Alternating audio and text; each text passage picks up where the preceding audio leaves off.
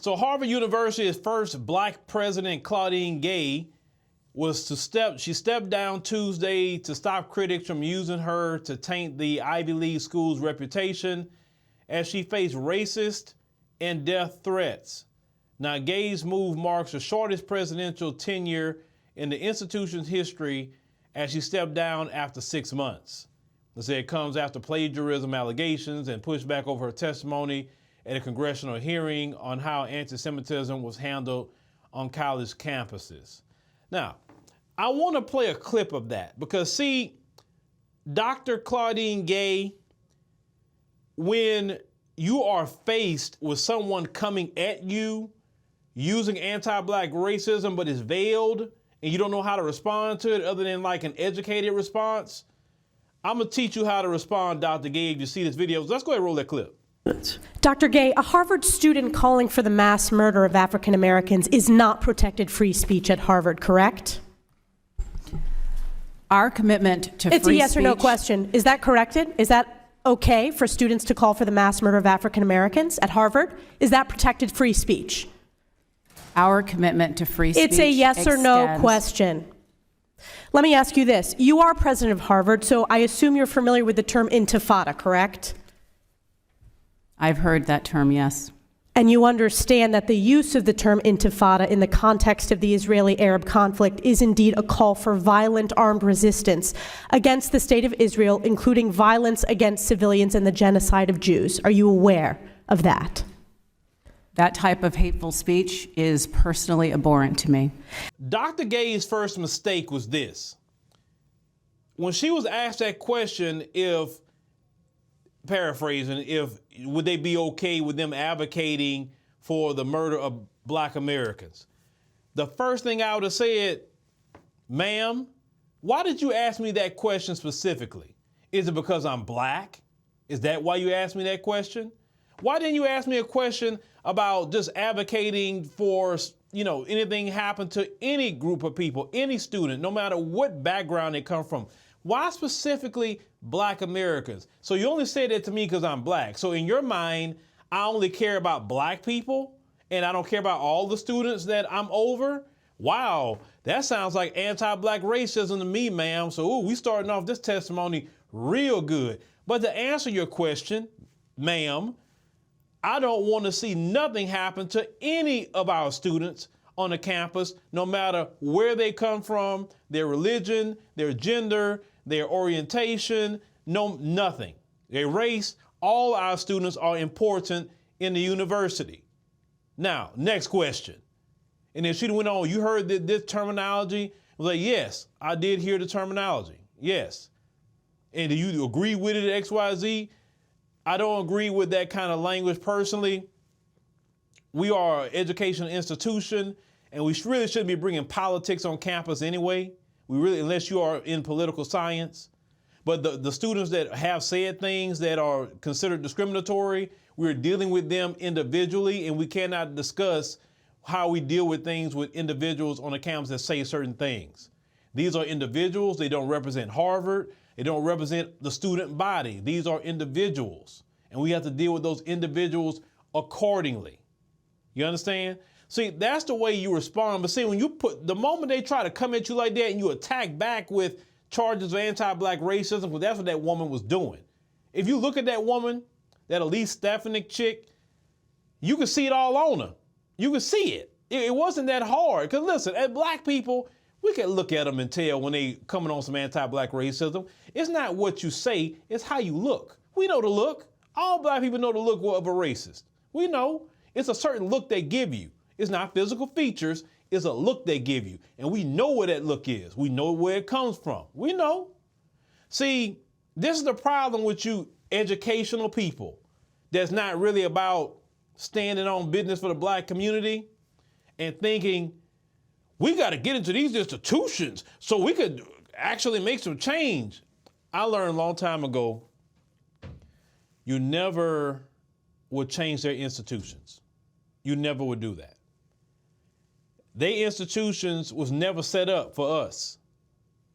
And for sure, it wasn't set up for a black woman to run it. Not at all. But let's continue, because see, this is, y'all got to stop. Some of you so-called educated professionals, it's time to be educated. Listen, I know about education. I'm educated too. But I know exactly when it's time to stand on business as a black man or you as a black woman and deal with anti-black racism when it's in my face. I know how to deal with it. Now, she continues to say, for weeks, both I and the institution to which I've devoted my professional life have been under attack. My character and intelligence have been impunged. She said that my commitment to fighting anti-Semitism has been questioned. My inbox has been flooded with invective. Including death threats. I've been called the N-word more times than I care to count. And I believe 100%. Oh, I believe her. I know that. Because that's the only thing they can call you is that. Now, on Tuesday, Gay explained that after a meeting with the Harvard Corporation, it is in the best interest to resign from her position at the prestigious university. Gay also mentioned that she was subject to racial attacks. At the congressional hearing, lawmakers pressed and accused Gay of not enforcing the student code of conduct amid demonstrations in support of Palestinians in Gaza, in the wake of the Israel-Hamas war. It says she also came under scrutiny from conservative watchdogs who alleged that she plagiarized her academic work, prompting an investigation from the school governing board.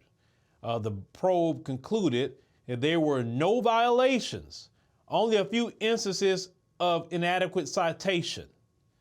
Despite this, allegations continue to pile up. Now, she continued to say, my hope is that by stepping down, I would deny demagogues the opportunity to further weaponize my presidency in their campaign to undermine the ideals animating, Harvard since its founding, that Gay wrote on Wednesday. Now, although she acknowledged that she made a mistake by not being more aggressive in her response to anti-Semitism on campus, Gay also defended her academic work and pointed out that she made corrections as soon as she learned about the errors.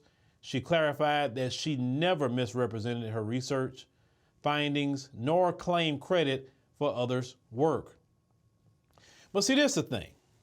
They never wanted that black woman in that position, no way. It's just bottom line. These people do not want a black person, the president of any corporation, any institution. And remember, this stuff got started with Bill Ackman, okay?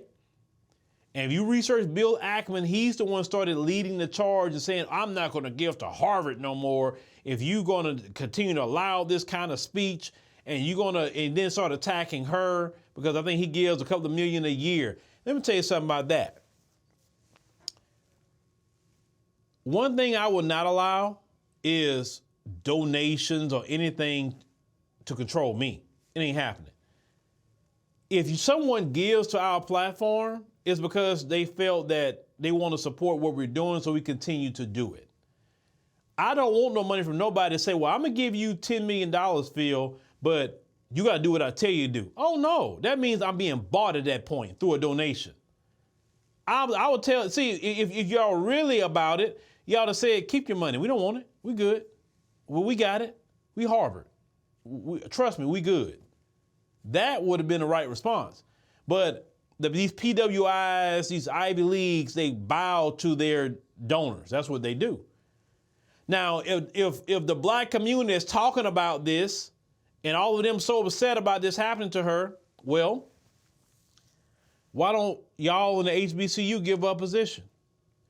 Why don't y'all, Clark Atlanta, Morehouse, Spelman, just to name a few, why don't y'all give her a position matching her pay that she had at Harvard? See, the black community don't know how to play the game and even wage war. Because yes, it was a lot of racism in that. We all know that. They just used that situation to get her out. But if the black community was really serious about combating anti-black racism, you would have created a position for her at an HBCU, gave her the exact same money she was getting over there, and say, hey, she is the creative director of this, or she's the new president of Spelman or Clark Atlanta or whatever, right? And she getting paid the same amount of money, and she would really be talking at that point, right? And that would make them so upset. But see, we sit up here, let some of our best and brightest get attacked by these people. That's why I don't believe our best and brightest going to no PWIs. These people don't respect you. They don't, no matter what you do, no matter how good of a grade you got, it don't matter. They don't respect you. They will never respect you. You go work for their corporations, you give them the greatest ideas, they'll never pay you what you deserve.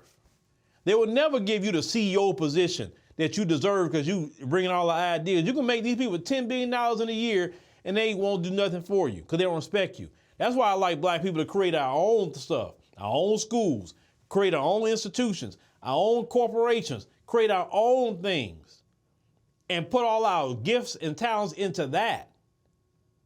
You understand what I'm saying? If black folks will actually wake up one day and realize that they depend more on us than we depend on them, just like even in the continent of Africa too. Everybody depend on the continent of Africa. They're not coming over here depending on us.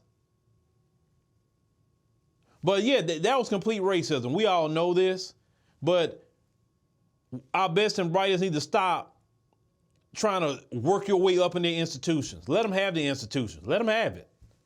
Let them have it. I haven't been to no doggone Harvard. I'm doing just fine. Thank God. I'm doing fine. And if I got to go to an institution, I'll go to HBCU if I'm going to go to one.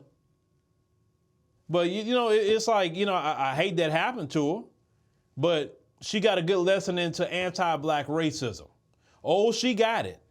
And hopefully she come out just lighten them up after that. Because, when you deal with that much anti-black racism, it's going to change you. Either it's going to make you more say, I'm going to stand down for my people, or it's going to turn you into either some people get quiet and then you'll never see them again, or some people can turn into, selling out because they're afraid of that kind of backlash. Well, we'll see what's next in Dr. Gay's story.